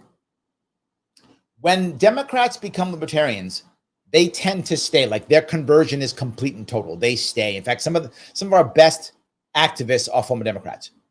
When they come, they don't come as fast, but when they come, they are loyal, right? They are loyal. When Republicans come, they often go back. Like, oh yeah, I'm libertarian. Oh, but that guy, I like that guy, and they go back. So I think it's harder for us to keep them. That's the hardest thing. I think if you want to talk about Republicans, to get them to be libertarians, talk to them about actual liberty and freedom, not freedom for us that many Republicans talk about. I think that's a critical piece. I hope that clarity is different. So yes. Lila goes on what I said. Many Black Americans are actually for Trump. Go figure. It's true. I do see it. I do see it. Absolutely. Yes. I completely agree with that. I do see that often. Yes. So, all righty. Andrew says, Maj Touré, the legend. He is indeed. I appreciate that. He is. I adore him. Yes. Oh, Mike's here. There we go. Yes. I was talking about him being at that event. He says, Trump's event was huge. 10,000 people. By comparison, AOC/Bowman pulled 1.2. That's their home ground. Yes, but to be fair, though, I mean, you know I'm not an AOC or Bowman fan. You know I'm not. So just to be clear, you know that I'm not a fan. But to be fair, Trump also was the president. So, and Trump has to come to the Bronx all the time. So it's a much bigger deal when Trump shows up than them. So that comparison isn't 100% fair, right? Not 100% fair. I think, yeah, come on. It's Trump. He's a former president, doesn't come to the Bronx all the time. Bowman at least is supposed to be in the Bronx all the time. So is AOC. I mean, they're not. But they're supposed to be. So, yes. All righty. All right, so I grab a couple more of these. All righty. Robert said, I told you I had a lot of questions. He definitely did. That's true. Absolutely. All right, Grumbling Media. Hey, John, how are you? John says, Bush 41 in my eyes was when the establishment took full control of the party. Yes, that's what I meant, right? When the Bushes were in charge of the Republican Party, that was when the Republicans were the most establishment. I agree. They were, yes. Reagan was a respite of 8 years, but even then, he was forced to make Bush his VP. The swamp always had a say. Yes, agreed. Don't get me wrong. The Republican Party is still swampy, right? It's not like not swampy. But with Trump, it is less swampy is what I would say. But it's still swampy. I mean, you can still see it. You can see the two things I think that happened. And these are two very, I guess, in a way, opposite people. But a part of what they did was very similar. And that is, look at these last four presidents, if I could, not including Biden. Look at Clinton, Bush. Yeah, Clinton, Bush, Obama, and Trump. Those four. All right. Clinton and Bush. Their first terms were good for them. Like they got what they wanted forward in their first terms. They had good first terms for them. Maybe not for me or you, but for them they did. Both Trump and Obama both struggled their first year. Why? Bush and Clinton were both governors before they became president. They already knew how the system worked. To your point, John, they knew how swampy it was already, right? They knew, and they brought their swamp creatures in from their areas and knew how to work the system. Obama didn't have that experience, neither did Trump. Obama, because he was new and young, obviously, and hadn't done it. Trump, because he'd always been in business, so he didn't understand it. So they both walked in without knowing it, and they both struggled in their first year. So yes, and at that point, when Trump and Obama were coming in, both parties were massively establishment. Think it was running, right? Mitt Romney, Mr. Establishment, and Hillary Clinton, Miss Establishment, right? They were running. The establishment was running. So they were very establishment. Again, they're still establishment. I'm not taking it away, but less. So yes. Joe says, Trump kept the grift going. JF continued too. Yes, but there's a different level, right? There's a certain amount of grift that they can handle and not handle. They want full establishment, right? They like that. Trump, there was still grift. Don't get me wrong. Again, I want to be clear. I'm not always saying, Joe, Trump was not the grift. Of course he was. But he was less than the establishment. So they didn't like that. So they'd rather have Biden, Mr. Establishment. Max grift is happening now. In New York State, with Kathy Hochul, maximum griftage. Like max grift. They could not be happier. They could not be happier. You bring Trump in as less grift, but they dealt with him in the past. They're like, oh, we could deal with that grift. RFK Jr., we don't know if we're getting paid or not. We don't know, and we don't know who he's paying. What if he got different grifters we don't like? Maybe what if they're getting our cut? So that's definitely a different issue that I'd worry about. So I hope that was clear. So, all righty. I have a couple more here. All right. Hold on. Night Shift 1000 says, never forget the station was founded by tax evading, killing, treasonous, I don't want to say them on YouTube, to their government. That's true. We were bad boys. We were the bad boys. That's very true. We absolutely were the bad boys. It's very true. 100%. So, yeah. I hope that was, you're correct. I'm with you. So, all right. Michael's going to say, single payer is government micromanagement and provides VA levels of service. Yeah. Ask the VA how well their service is. Now, the VA does something very well. It does. The VA, if you want to go to school, the VA is very good at putting you in a college, putting you in a school. That they're very good at. Take away that, John says, Larry, anyway, you can expand more on your role with the voiceover gig. The reason why I don't want to expand too much on is because it's not released yet. The release is going to be officially at the Anthem Film Festival next week, July 12th in Vegas at Freedom Fest. Well, I'm talking about Freedom Fest. After that, I'm happy to share it, let people know. Basically, it is like, I'll give you do you know, some people probably know the old story, Gulliver's Travels? The story of the guy who gets shipwrecked and then finds himself on an island of Lilliput, the Lilliputians, who are little guys. Remember that story from probably when you were a kid? This is a similar knockoff story called Gulliver's Travels, and a guy who's a libertarian all of a sudden shows up at a very statist town and has to talk about how things work in the statist town. It's like that. It's a libertarian fable is what it is. And I play one of the townsfolk in the libertarian fable. That's as much as I want to give for that. Hopefully it'll be very successful and there'll be lots of them. And I'll be like famous in some Netflix, series or something. We can always hope. We can always hope. So yes, absolutely. Excuse me. Kim says, that's the medical service you get at the vet. I want to come back as a dog. I know. We literally, vets treat our dogs and cats better. Why? Because we are the customer. That's the issue. We are the customer. The Orthodox Moore says, Larry Sharpe, I keep hearing libertarians speak on the national debt issue, but don't ever hear a realistic plan to deal with it. The current nominee suggested to sell federal lands. What is your idea? Well, here's the issue. I agree with this. And I'll be fair. RFK Jr. is the only independent other than libertarians. The libertarians always talk about this. End the Fed, national debt is always a libertarian issue. So that's normal for us. RFK Jr. is the only one speaking about it. He's saying it too. He said, we got to stop this. We have to just stop it. Lars Mapstead's plan was immediately cut up the credit card. Don't let the banks do this anymore. Stop the bleeding first. And I think that's true, right? What RFK Jr. is talking about is the idea of, as you shut down the military-industrial complex, that is how you begin to shift and pay off the debt.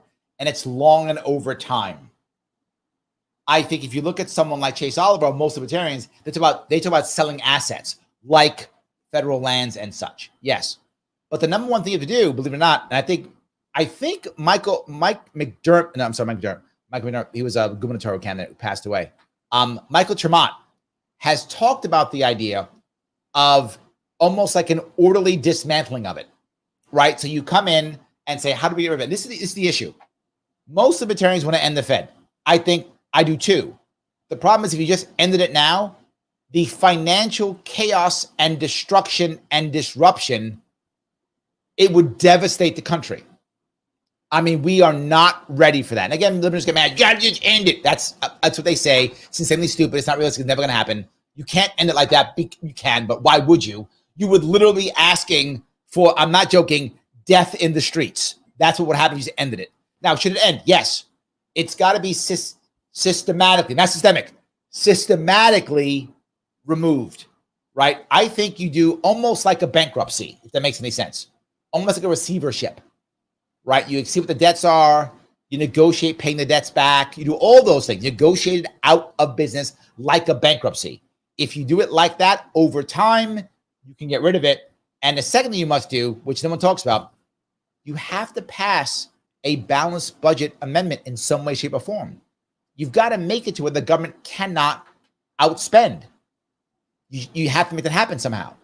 So first step is balanced budget amendment. Second step is you act like it is a bankruptcy filing and you start to slowly come down. Because the problem is if you just tell people we're not paying you and just default, I mean, you literally have companies going into business. You have countries going bankrupt. I mean, we are so our Fed is so intertwined with the petrodollar and the entire country, it would destroy it all. That's why you have to do it that way. I hope that makes sense at least, right? Can you sell federal lands? Sure, you could, but that won't be enough. Not a bad idea. I'm not against it. But the only problem is if you start selling federal lands, who buys them? Are you just making rich people richer? Which again, not in theory, that may be the right answer. But the problem is we already have a massive, horrible wealth gap in America. And if your way of fixing the debt is to expand the wealth gap, the American people aren't going to take it. They're not going to handle it. You're going to have revolts, battles, right? The logical answer has to also deal with the realities of culture and the realities of the world today. So while I would love to just end it, it's not realistic. And selling off the land is not a bad idea, but the problem is who's going to get it? Now, if you were to sell off into small plots for people to homestead, okay, maybe. But you'd have to have a rule again, which is one of the problems we're having now. One of the reasons why housing is so expensive, there are many reasons, but one of the reasons is big business, big banking is buying up all the homes. So if you were to just sell the land off, who would buy it? BlackRocks of the world would just buy all the land. So you'd have to sell it off in a way that would say, no, this land is made for homesteads. So it's made for single families or something like that. Does that make sense? If you made something like that happen, you could do the land grab. You could do the land sell if you do something like that. Then you could. Hope that answers your question. All right, so I can grab this here. Rebecca says, hi, Larry. My Dem friends are panicking over Project 2025. Have you heard of it? Thoughts? Yeah, of course, right? Project 2025 is the attempt to change the country completely. I understand the concept behind it. I do. It's a desperate, for those who don't know, it's a desperate plan to basically make the country far more conservative by getting rid of a lot of people and installing people. It's basically what it is. I get it completely. It's what libertarians want to do in their own project, not that. I get it. What I like about it is obvious and open. You know what you're getting. That I like. What I don't like about it is very aggressive and will wind up having a lot of pain and a lot of rebellion. I'd rather it be a more organized maneuver. This is not that. But I get it. I want to change stuff too. I get where it's coming from. So yeah, I hope that makes sense. So Pinkerbell says, that sounds like a cute cartoon. Yeah, absolutely. I hope it is. I haven't seen the cartoon yet. I just went in studio. Like my stuff's this was done weeks, months ago. My work was done months ago. There was no cartoon. It was me in the studio reading lines, imagining what was happening, and then they drew it. So they drew it after I spoke. So I didn't see anything. I did my words, and then they're drawing it. So I hope it's cute. I hope I'm good looking in the cartoon. We'll see. I don't know if I am. We'll see. So yes. All righty. Dave, how are you? Dave says, VA healthcare is hit and miss. It's highly bureaucratic. If people think that healthcare will be less bureaucratic without private insurance, doesn't know what it really be like. Yes, that's why I'm saying you want to have it to where there's less insurance and more direct care, right? You want to support direct care. You're right. And the VA tends to be okay if it is like, I broke my arm. They're not bad. They're okay with things like that. But when you have serious conditions, they struggle horribly. They struggle terribly. So yes. All righty. Let's see here. All right. John is back. He says, Larry, I apologize. I'm the conservative at Grumbling's media, and I'm the one always listening. Oh, thank you. You're one of the few libertarians I believe that gets it. Your example of the Fed is what other libertarians don't do. They spew mantras without saying how it can be done. You do, but they don't. And it's one reason you can't keep conservatives. Yes, I think you're right. The problem that we have right now with too many libertarians, this is many people who are on third parties, not just libertarians, but libertarians specifically. is they are really about virtue signaling. And they'll blame, they go, oh, that's not us. That's the left and the right. They always virtue signal. That's what they do. No, we are all about it. We got to yell end the Fed and say that, blah, blah, blah. Yes, all the time. Yes. And I think you're right. We have to be able to have actual conversations and say how and why. Agreed. Yes. He goes on to say, we grassroots have been pounded by the rhinos who want to plan and libertarians give us mantras. It's true, right? And this is one of the reasons why so many people in New York State supported me because of that. In fact, interesting story. After 2018, I still travel the country. I travel the state. I've traveled the state into every single county, all 62, every year for the past 6 years. So I still travel my state, meet people all the time. And one guy told me, he said, Larry, I only voted for you for one reason. I said, oh, what's that? He said, I came to one of your events and you actually answered my question. Nuts. He's like, no one else ever did. You answered it. I'm like, yeah. John, to your point, not everybody. I mean, there's some people who are very specific about plans or concepts. And if it's a specific issue that matters to them, they may care tremendously. But the average American isn't necessarily married to a plan if it isn't one of their pet peeve issues, right? If your pet peeve issue, you want what you want. But if it's not, you don't always care what the plan is. You care that you have a plan. So, oh, he's actually got a plan? Yes, he has a plan. Yes, here's his plan. Oh, okay. That's not my pet issue. So good. All right. I like this guy. He's got a plan. Now, again, if it's your pet peeve, your pet issue, guys, your pet peeve. If it's your pet issue, you might want your plan your way. I get it. But most Americans don't have that many key issues in their own life. Most don't. Most want to know you're going to be decent at what you do. You're going to figure some stuff out and get stuff done. That's what most Americans think. So yeah, I agree. I spend a lot of time doing that. In fact, for those of you who don't know this, I think I'm the only one who's ever done it. The only one who's ever done it. And this is, I literally did 8 hours straight of policy answers on how to fix New York State.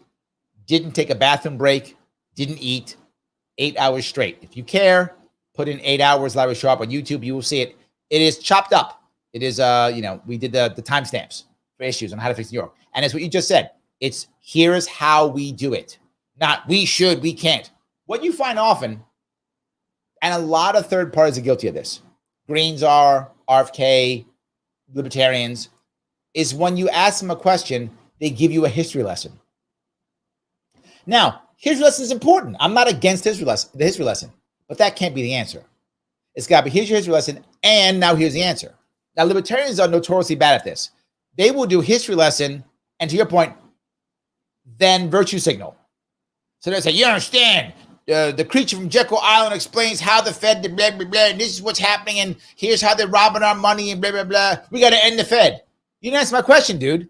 You gave me a history lesson, and then gave me some rhetoric, which is nice. And around libertarians, we all clap. Yay, he's awesome. But the average person goes, that didn't say anything. I just explained to you, right? I will tell you how to end the military-industrial complex. People go, here's the libertarians all the time. Close the bases and bring the people home and discharge them. Holy crap, is that stupid? So we're going to shut all the bases down tomorrow. And libertarians love this. They go, yeah. We have treaties, SOFA agreements, financial agreements, business agreements in all these countries. We're going to break all those contracts. But even though libertarians go, we care about contracts and agreements, we have hundreds of them. Now, to be fair, what I always say is every one of those agreements has an out because they're all like contracts. It's a SOFA agreement, it's a peace treaty, whatever. So execute all of the outs. That's how you do it. Then you're not breaking a contract, and usually it's a year, 2 years to get out, and now everybody gets out. People don't realize is the military-industrial complex is a massive jobs program, not just for us, for those countries. Why do you think Japan wants to have bases in our American bases there? Why would Germany want it? Why do we want that? Several reasons. Number one, if we have bases there, that means now if someone invades their country, they will attack Americans, and now they're safe with our nuclear shield. They don't have to build nukes. Nukes are expensive, and people don't like nukes. So we don't have to spend so much money on our defense, number one. But not just that. We lease the land. So we pay them a fee every year or every couple of years to lease the land. Not just that. We have to buy stuff from them. That's part of the agreement, right? Food, whatever, timber. But yes, not just that. We have to hire their people. Yes. Who do you think builds those things? Who builds the bar? Local people. Who do you think runs like the PX or like a cook at the mess hall? Local people. We make agreements to do that. So these people all have jobs. Not just that. How about our soldiers? How about our Marines and sailors? They enlisted for 2, 4, or 6 years. Was going to know about their contracts? They have families. They have jobs. We just go home. So when I take, give or take, depending on what time it is, anywhere between 1 million and 2 million people, take them out, lose their jobs, at least a third of them have families, put them on the streets in America with no jobs. That's your brilliant plan. That's your brilliant plan. Holy crap, that's stupid. The answer is, instead, again, you have contracts with these people. They're enlisted. Now, officers you can fire. Officers are not, for those of you who don't know, officers serve at the pleasure of the president. Any officer can be fired whenever the president decides, so he can retire any of them, get rid of them all anytime he wants to. Enlisted have contracts. So he can fire the officer corps if he wants to, as much as he wants, cut it by 90%, and you probably do it easily. But now the enlisted, you simply say, we're only going to accept 10% reenlistments or 20% reenlistments. So you know you've got a year before you reenlist, and they go, we're not taking you. So now you have a year to get your life together. Okay, I can't be a Marine or a soldier anymore. Okay, I have a family. I now have a year to prep myself to get out into the regular world. All good. You can do that. But more importantly, the military-industrial complex is also about jobs here in America. Who do you think is building all those things? Now, the people or establishment will go, you don't understand. We're just giving weapons over there. We're not losing anything. We're just giving. We're not making. We have to rebuild those weapons. Who does it? People here. It's job programs. So now I got people in upstate New York, a lot of military-industrial complex jobs in upstate New York, lots of it.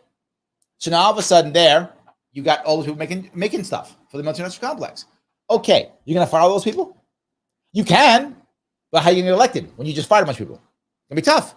Not just that, military-industrial complex has a lot of money and a lot of power. You all of a sudden shut that down. That's billions of free dollars going away. You know what? That's worthy of you having an accident, if you know what I mean. That's worthy of that. So how do you deal with that? Here's the second piece to the military-industrial complex. You have to actually allow these people who are now selling to the government to sell to other countries. So what are you going to do? Literally, as you begin to shut the bases down, open up trade with Iran, Cuba, North Korea. I'm not joking. Why? Because companies like Lockheed Martin and companies like that who sell these very expensive, pieces of equipment to the government, they don't know how to compete. They never have to. And be forward, while they do horrible things like Halliburton and stuff, they don't care. They're not evil. They're apathetic. There's a difference. Why does that matter? If they're evil, they want to hurt people. They don't want to hurt people. They want to be able to sell as a monopoly, no negotiating, high profit things to the government without monopolies. That's all they want. As a monopoly, that's all they want. If that happens to be a bomb, okay. If it's not a bomb, okay. If it kills people, okay. If it doesn't, okay. They don't care. Can I make my money, please? All they care about. So give them 2 to 5 years, depending on what you do, specialized government monopolies. I know libertarians get nuts, but you give them that in these new markets, giving them a chance to learn how to compete again. They don't know how to compete. Give them a little bit of a puffer. Larry, that's so not libertarian. You are correct. But if I don't do that, if you're the president or whomever, you will get accidented. That's how that works. There is no chance of you deciding you want to stay above ground and just getting rid of everything. It simply won't happen. The 3 other agencies will ensure you have an accident. I'm not joking. If you think I'm joking, you don't understand the system. You don't understand it. There's far too much money involved in this. So you give it so you can end the military-industrial complex. Does it allow them to have an advantage for 4 to 5 years over other companies? Yes, it does. Is it non-libertarian? Yes, it is. But it stops the killing. It stops the invasions. It stops the military-industrial complex. It stops the writing checks that from the government that our grandkids are going to pay. It stops that. I'm okay with that. And again, some of you be mad. No, whatever. I don't care. That's the reality. So I hope that answers your question at least. So yeah. All right. I'm sorry, guys. A lot of different stuff here. Dave says, ending the Fed sounds nice, but allowing banks to put their own currency and actually trusting the value of that currency is something most people aren't willing to do. Dave, I would argue that most people don't even understand it. Don't even understand it. You're right, and they don't even get it. Yes. Straight Chillaxin says, it's hard to argue against those who are pro-military. Being the world police has plenty of economic and political perks and practically forces global USD transaction. Yes and no. There's both to that. Has it done it? It has. And and here's the part that's real. The part that's sad for us as Americans, but required. Right now, because of what we've done, because of the way we've acted, there literally is nobody at all who could actually police the shipping lanes except us. There is literally not at all a navy that could do it. Doesn't exist. It's us or nobody. And while there is some advantage to that, you're right, economic, political perks, that's true. It's also expensive and force us to have some bases. We will have to retain some bases across the world just to maintain shipping lanes. And that sucks, but I think you're right. There's no way around it, right? We can't let's just walk away and allow privatized insurance. There is no way privatized insurance would accept it because there's no Navy that could defend it. It does not exist. Now, again, could you take over this course of years, which is my entire plan, 3 to 5 years, whatever, you could. Then either nations could build their navies out, companies could create their own defensive units, whatever. Something could happen to make this the issue, right? Now, here's the other bad part here. Being the world's police and doing that, we have gone too far, and now we've weaponized the dollar. As you weaponize the dollar, now less people are taking the US dollar transaction. We are de-dollarizing the world because of our horrible ideas. All our stupid sanctions, all of our sanctions are stupid. Every one of them. That makes you upset, I guess you're gonna be upset. Every single sanction we've done is goddamn stupid. We should have done none of them. No sanctions, don't do that ever. Don't use a dollar as political warfare. It only hurts us in the long run. If we're gonna get rid of that petrodollar, we have to do it on our timeline or we are gonna suffer. We're gonna suffer. You just can't do that. There's no way. Yes, absolutely. John says, using base to regulate shipping lanes. I remember you mentioned that at PPD Roundtable. Yes, look, I love Dave and Spike, but they're not policy guys, right? They're rhetoric guys, and they're great at it. They're activists, and they're great at it, right? I love those guys. I'm happy, but they're not policy guys. I'm the policy guy. Like, I tell you how it works. They go, all bad. Yes, but I think we do have to find an answer that people can actually understand. So yes, absolutely, 100%. So Pinkerbell says, wouldn't that be offloading our problems to other places? It wouldn't, Pinkerbell. Let me explain why. Because those companies wouldn't have to sell weapons. So if we opened up trade to, say, Iran and North Korea and said, we're not going to fight you anymore. And we would say, hey, North Korea, we're removing all of our forces from South Korea. Hey, Iran, we're moving all our forces out of the Middle East. They have two choices. They can start their own wars if they want to, up to them. But the odds are they wouldn't. The odds are they might. We never know. The odds are they wouldn't. They want other things. You know what people in Iran want? Cars and refrigerators and things like that. So we can sell them those things and computers. We'll sell them that. It's fine. Again, the military-industrial complex doesn't need to sell bombs. That's not. They don't have to make planes. Not required. They just want to make stuff and sell it at a great price as a monopoly. So we literally say, hey, whatever, Raytheon, Lockheed, whomever, you have a 3-year monopoly in selling to Iran. I know that's terrible. I do. Right? I do. It's terrible. I know it's not libertarian. But now Raytheon doesn't have their people in the CIA visit me. It doesn't happen. They go, oh, so we can still make our billions? Yes. Iran will want things. They must go through you. That's it. You have to make them. You just need to get a cut if you want to. And they go, oh, so we get a cut. We get a cut. You get a cut. You get the monopoly for 3 years. Don't send you through the agency after me. Lockheed, you get North Korea. Or whatever. I'm making this up in theory, right? Obviously, you have to go do details. But now they have time to change and to shift and to move. So, and they don't have to buy bombs. Sell whatever they want. I don't care.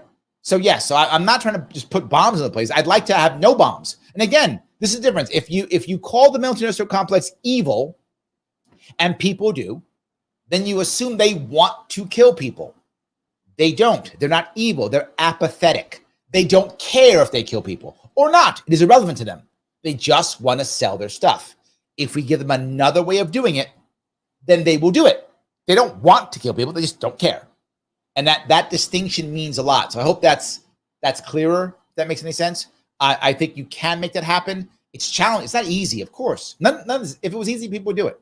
It's not easy. I think it's hard. So, alrighty. John says, I see with my own eyes, Syracuse and CNY is nothing but military contractors. Yes. Thank you, John. Upstate New York is filled with military contractors. If we just end the military industrial complex, I mean, how many thousands of jobs, hundreds of thousands of jobs go away in New York State overnight? You get a visit from a three-letter agency, right? He says, Lockheed, Raytheon, United Technologies. Yes. And it's not just New York State. It's many places. Outside of most major cities, if you see economic growth, it's almost always government-sponsored and very often pushed by the military industrial complex. That's why they're not mad. We're giving $100 million to Ukraine or $10 million to Israel. It's fine, because that's jobs now here in whatever, Ohio or New York State. It's fine with it. They're okay with it. And I don't want that. To your point, Picabell, if I've got to have Americans making things, and I want them to make things, I'd rather them not make bombs. Right? If I got a choice, make some stuff, don't make bombs. Right? But look, if I'm the guy or gal who's got a job at that factory, that's paying my bills. Right? How can I be mad at that person? It's paying, they're paying, I gotta pay my bills. This job is I'm eating off this job. I'm sending my kid to school on this job. I'm buying my kid clothes off this job. If those are bombs going to Ukraine or bombs going to Israel, what am I gonna do? I got to pay my bills. So I'm not mad at the person for that. The average person is very often in a very tough spot. And if you see me when I talk, I blame leadership, not individuals. Individuals almost always are affected by their environment. Crappy environment, crappy outcomes. Leaders create that environment. We have created a crappy environment, so we have crappy outcomes. That's the issue, right? Crappy outcomes, crappy environment, crappy outcomes. So I want that person to be able to have that job and pay their bills and feed their family and buy clothes for their kids or whatever they're doing, like go on vacation, whatever they want to do with their life, right? Buy a car or whatever. Do you, whatever you want to do, and not have to make bombs, right? And be able to make trucks or refrigerators or computers or whatever the people of these countries want. And here's what I also know, and people get mad at me if I say this. Our American culture is far more powerful than any bomb or soldier that we ever had. Far more. How do I know this? Vietnam. That's how I know this. If we leave people alone, they'll become our trading partner. And people get mad at me. Oh, you don't understand. Iran and North Korea, they hate us and they want to kill us and they yell death to America, whatever. So what? So what? You think the Vietnamese didn't think that? We spent 10 years in Vietnam. Millions of Vietnamese people died because of us. Millions with an S. We dropped more bombs in Vietnam than we dropped on Germany during World War II. And we slaughtered Germany. And we dropped more in Vietnam. There's people today walking around with missing legs and arms because a mine that we set up blew their leg and arm off 10 years after the war's over. That's Vietnam. That's how much damage we did to that country. We wrecked that country in more ways and then abandoned them. Just utterly abandoned them.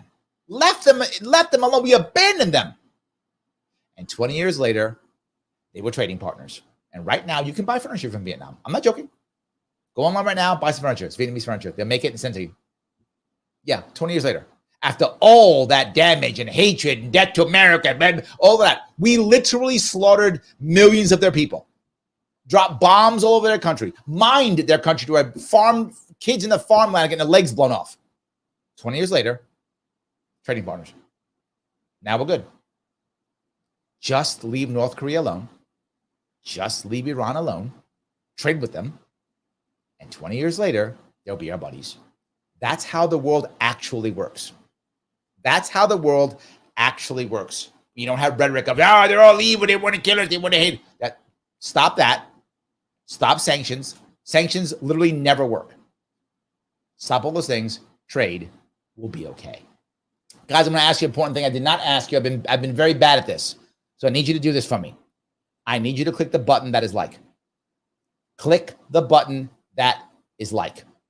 Click that button. It is important. I keep telling you that. Please do it. If you haven't, it means you hate me. You don't hate me, do you? Click that button. If you're watching on Twitter, retweet this. It is important. If you are on YouTube, of course, you can become a member if you want to. I love it. More members, the better. Click that join button. It's $49 per month. The more times you can do that, the more times I can do this and not have to work so much. I work a lot. I don't have to work. If I'm doing this, I don't have to work as much. So I can do more of this if you want to. Of course, you can always super chat me from the support directly. If you're watching on Larry Sharpe YouTube, if you want to, of course. But no matter what, click that like button. It does matter. Please do it. And something else I will ask you is a favor I ask often because it really does help. But I'm going to ask you 2 favors this time.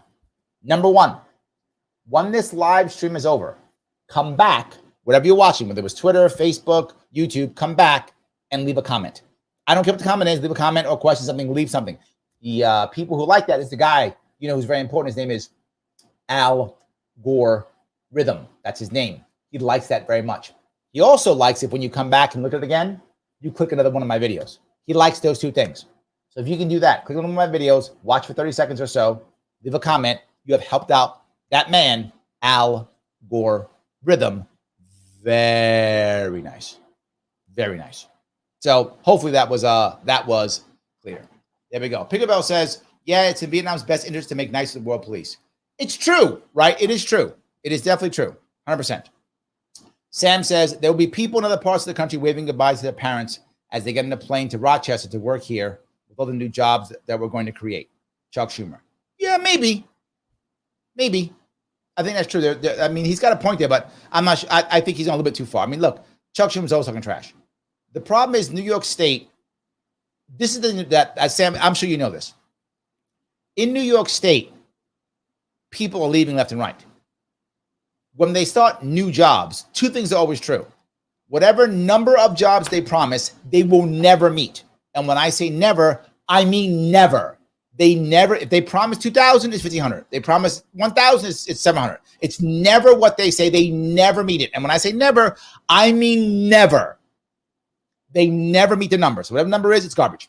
Second piece, they will always tell you they're hiring locally. They aren't always. Chuck's point of waving goodbye to their parents getting a plane to Rochester, yeah, because they're not New Yorkers getting a job. They're bringing people from other places in to get the jobs. Which, while it's good as a job, but the people there didn't get it. The people there get hammered. So absolutely. Anyway. All right, guys. I want to say I appreciate everything you're talking about here. I really do. I appreciate everybody giving me all the questions. I'm glad you did the AMA. I hope I was clear when I answered all your questions. Click that like button. It does matter tremendously. It is important if you can do that. I'm trying to grow this so that more people see this. So if you could, be great. I will be trying to do another live stream tomorrow if I can, and one over the weekend if I have time. I'm going to try to do both of them. I appreciate everything you're doing. And of course, hold on. You guys beat me up on Iran. Let me deal with this real fast. I was going to get shot up. I will jump. I got 2 people telling me I'm wrong on Iran. All right, hold on. Mike says, God did not run Vietnam as Iran believes. Religious wars cannot be bought. Okay, it's number 1. I'll cover that. And the second person who also got mad at me here is Dave. He says, Larry, I disagree. Iran is Islamic State. They don't want American blue jeans, McDonald's or country fried. North Korea is a hermit kingdom that relies on, I don't know what that is. That Juicy? I don't know what that is. All right, let me touch both of those. Number 1, they were religious in Vietnam. Number 1, they were. Ho Chi Minh was almost a saint to them. And then it is true. Second, lots of religious states have changed their minds all the time. Constantly. They all believe that God thought this or God thought that until the leader changes his mind. Happens all the time. Constantly. All the time. Mao was thought of as almost like a godlike figure. And China changed, right? These things change all the time. And they change in a way 1984-esque. In other words, if you look at, I'll give you China's example. They have many heroes in China. One of them, I believe, is, if I remember, I'm saying it right, I think it's Sun Yat-sen, if I'm not mistaken. Sun Yat-sen is taken by every single faction in China as their hero. No matter what. Their hero, no matter what. So they just changed, no matter whether it was Maoist China or Deng Xiaoping China, or whether it was, or whether it's Xi China. Sun Yat-sen supported all of them. That's how it works. So whether they are the Islamic State, they'll just say that God decided this thing, whatever. Their new mullah will change his mind. Do it all the time. That's a common thing. We think what matters more than anything with this, we think that all of a sudden religion makes you crazy. It's human to believe in religion. Most humans believe in some form of religion. Most do, not all obviously, but most do believe in some form of religion. Does it make them crazy? It makes it what they fall back to. So if all of a sudden you have a chance of getting blue jeans, and if you want them, you'll get them. So people in Iran, Dave, were arrested for dancing to American music. If you happen to know any Iranians, I know a couple here in New York. I know a couple of them. The Iranian people, they love American culture. They love it. They love American culture. They don't like our government very much. They love American culture. So if we just stopped yelling at them and said, here, if you want to buy stuff, you can, they would do it. They would do it. What do you think actually dropped the Berlin Wall? It was blue jeans. It was fried chicken at McDonald's. Is what it was. It wasn't just the money. Money mattered, but it was other things too. People want what they want. They absolutely will bend because they're humans. They're not robots. They're humans. If North Korea, why do North Koreans sacrifice their life in South Korea? Their life. They get shot to get to North Korea. To South Korea. Yes, they will do it. Iran will do it, and so will North Korea. There is literally no example of that not working. There's no example of that not working, right? Every time we give and open up, people bend. Every time. And that's the most important piece that you have to understand. It's never not worked. This is just people talking. The Islamic State is not full of robots. The Islamic State is full of people. The Hermit Kingdom is not full of robots. It's full of people. And people are people. Their cultures change, absolutely. Their cultures shift, and they still want stuff. I do believe that without question, if we just leave them alone, over time, it won't take 5 minutes, they'll like blue jeans and music and McDonald's or whatever else we want to give them. And they will turn. It will take us some time. It's not 5 minutes. It took 20 years for for Vietnam. It might take 30 for North Korea. Maybe it will, Dave. Maybe it'll take 30 years. It might take 30 for Iran. Maybe. But the sooner we start, the sooner it will end. I've yapped away, guys. I appreciate I answer all your questions. I'll try to do a couple live streams coming up here. Please come back afterwards and leave a comment if you would, and watch the video if you can, so I can keep this going. I will see you all very soon.